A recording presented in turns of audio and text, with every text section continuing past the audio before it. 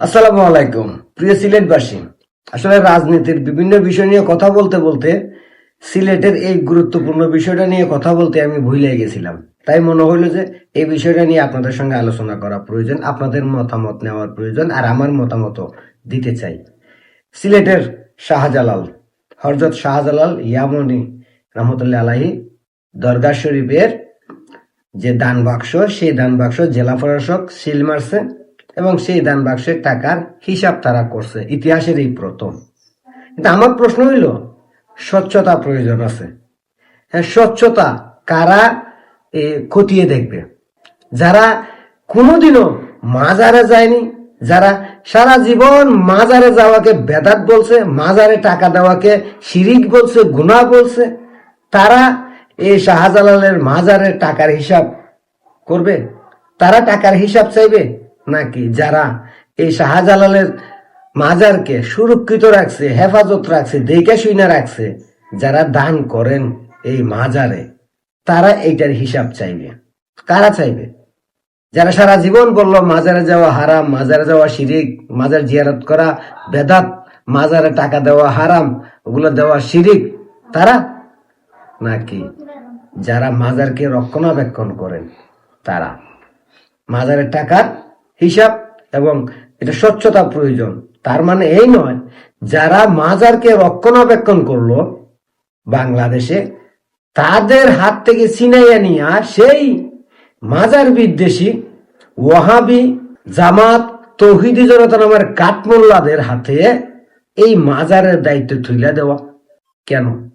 তারা তো মাজারকে ভালোবাসে না, তাহলে তারা কেন মাজারের হিসাব চাইবে? যারা 5 আগস্টের পর শত শত মাজার ভাঙছে, শত শত দরগায় আক্রমণ চালাইছে, তারা এখন আইসা মাজারের টাকার হিসাব চায়, মাজারের দায়িত্ব নিতে চায়, মাজারের স্বচ্ছতা খুঁজে। আর যারা এই বাংলাদেশের জন্মের আগ থেকে এই মাজারকে সুরক্ষিত দেখে শুনে রাখছে, তাদের হাত থেকে এই মাজার ছিনাই নিতে চায়। এটাকে আপনারা কিভাবে দেখেন? আমি মোটেও ভালোভাবে দেখি না। কারণ যারা মাজারকে বিশ্বাসই করে না, তারা মাজারের দায়িত্বে যদি আসে, তাহলে 5 আগস্টের পর যেভাবে মাজার ভাঙা হয়েছে, ঠিক তেমনিভাবে বাংলাদেশ থেকে মাজার বিলীন করে দিবে এই ওয়াহাবি নামের মুনাফেকরা, এজিদি বংশধররা, আর জামাত আর তৌহিদি জনতা নামের উগ্রবাদী সন্ত্রাসী জঙ্গি গোষ্ঠীর কাঠমোল্লারা। আর এই কাঠমোল্লাদের দাবি আরো অনেক বড়। তাদের কথা হলো মাজারের প্রতিদিন মনিটর করতে হবে, প্রশাসন সেখানে প্রতিদিন নজর রাখবে। ঠিক আছে, প্রতিদিন মাজারে মনিটর করেন, দেখভাল করেন, কিন্তু সেটা সুন্নি জনতার হাত ধরেই হইতে হবে। যারা মাজারকে ভালোবাসে, পীর আউলিয়াদের সম্মান করে, তাদের হাত দিয়েই হইতে হবে। আর এই মাজারে যদি তদারকি চলে, তাহলে কওমি মাদ্রাসা যেগুলাতে প্রতিদিন বলৎকার হয়, শিশু বাচ্চাদের বলৎকার করে, সেগুলো তো তদারকি করতে হবে। মাজারের টাকার হিসাব যারা চায়, তাদেরকে ওই কওমি মাদ্রাসায় যে দান, সদকা, রিলিফের টাকা তুইলা এই মাদ্রাসা চলে, সেগুলোর হিসাবও স্বচ্ছতার সঙ্গে পরিষ্কার করতে হবে। মাজারও যদি তদারকি চলে, তাহলে এই মাদ্রাসাগুলোতে আরো বেশি তদারকি চলা উচিত। কারণ এই মাদ্রাসাগুলোতে ইসলামের নামে, ধর্মের নামে ব্যবসা চলে। এই মাদ্রাসা শিশু বাচ্চাদের রাস্তায় বের করে দেওয়া হয় সাহায্য তোলার জন্য।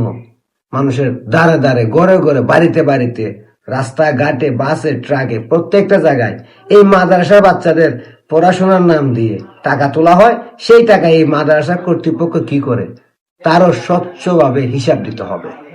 মাদ্রাসা বলাৎকার হয়, সেগুলো বন্ধ করার জন্য ব্যবস্থা নিতে হবে। যে মাদ্রাসা বলাৎকার হবে, সেই মাদ্রাসাকে বন্ধ ঘোষণা করতে হবে। বাংলাদেশে কোনো মাদ্রাসা লাইসেন্স বিহীন থাকবে না। প্রত্যেকটা মাদ্রাসায়, কওমি মাদ্রাসাগুলোতে সরকারের নিয়ন্ত্রণ থাকবে, সরকারের মনিটর থাকবে, সরকারের লোকজন সেটার দেখভাল করবে। যদি মাজারে এমন সিস্টেম চালু করে, তাহলে এই কওমি মাদ্রাসাগুলো তো করতে হবে।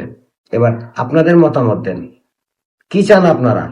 মাজারের টাকার হিসাব যদি নিতে হয়, তাহলে এই কওমি মাদ্রাসার হিসাবও দিতে হবে। মাজারে যদি তদারকি থাকে সরকারের, তাহলে এই কওমি মাদ্রাসাগুলো তো থাকবে সরকারের তদারকি।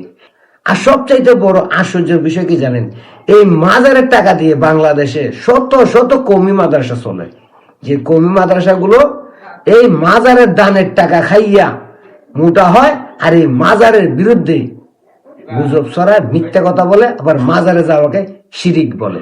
তাই যদি মাজারের টাকার হিসাব চাইতেই হয়, তাহলে আগে এই কওমি মাদ্রাসার হিসাব নিতে হবে।